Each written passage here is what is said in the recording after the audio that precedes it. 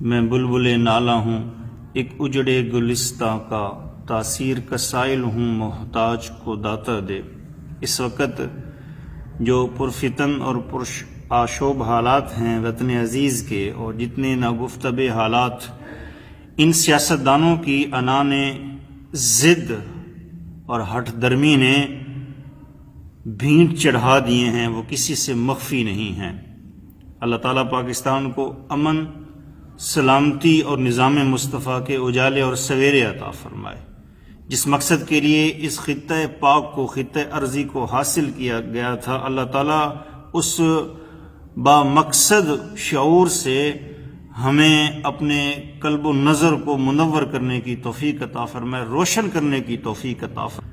جو اس وطن عزیز کے حفاظت کرنے والے ادارے ہیں، اللہ تعالیٰ انہیں اخلاص اور ذمہ داری عطا فرمائے۔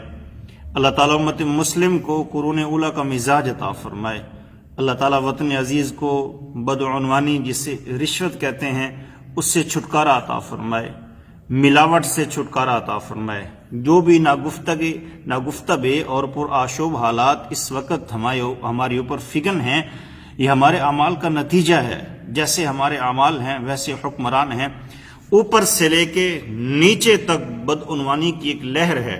جب اوپر کرپشن ہوگی تو نیچے بھی کرپشن ہوگی، جب اوپر ملاوٹ ہوگی تو نیچے بھی ملاوٹ ہوگی، جب اوپر بغاوت ہوگی تو نیچے بھی بغاوت ہوگی۔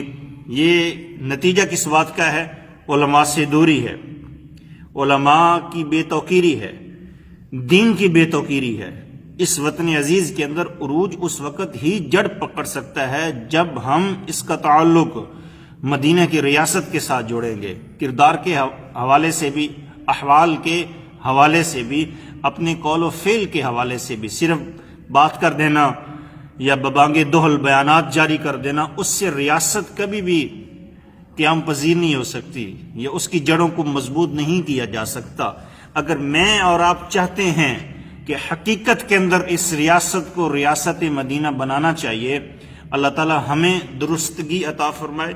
جو ہم پہ بیٹھے ہیں منصب اقتدار پر، اللہ تعالیٰ ان کو درستگی عطا فرمائے۔ اسی لیے لمحہ بلمحہ پاکستان کے لیے دعا کریں، اور موجودہ جو حالات ہیں اللہ تعالیٰ اس کے اندر اداروں کو، اس کے جو علماء ہیں ان کو کلیدی مثبت اور شعوری کردار ادا کرنے کی توفیق عطا فرمائے۔ اللہ تعالیٰ ایک مثال سے اپنے چاہنے والوں کو سمجھاتا ہے۔ اس مثال سے وَضَرَبَ اللَّهُ مَثَلًا قَرْيَةً كَانَتْ آمِنَةً مُطْمَئِنَّةً يَأْتِيهَا رِزْقُهَا رَغَدًا مِنْ كُلِّ مَكَانٍ فَكَفَرَتْ بِأَنْعُمِ اللَّهِ فَأَذَاقَهَا اللَّهُ لِبَاسَ الْجُوعِ وَالْخَوْفِ بِمَا كَانُوا يَصْنَعُونَ۔ اللہ ایک مثال بیان کرتا ہے ایک بستی کی، جس کے اندر امن تھا، چین تھا، اس کے پاس رزق کے خزانے تھے، زمینی خزانے تھے، اور ہر چیز کی وافر تھی۔ اللہ تعالیٰ نے ارزانی کر رکھی تھی، لیکن انہوں نے کیا کیا؟ انہوں نے کلمہ کفر ادا کیا، ناشکری کی، اللہ تعالیٰ کی نعمت کی۔ تو جب ملت، قوم ناشکری کرتی ہے تو خوف، بھوک مسلط کر دی جاتی ہے۔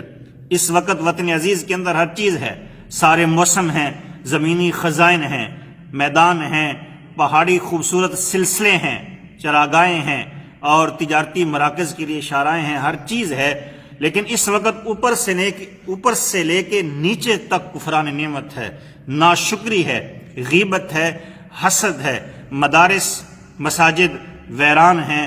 جو چیزیں شیطان کی اماجگاہ ہیں، جہاں سے فتنہ پرورش پاتا ہے، ان چیزوں کو آباد کر رکھا ہے۔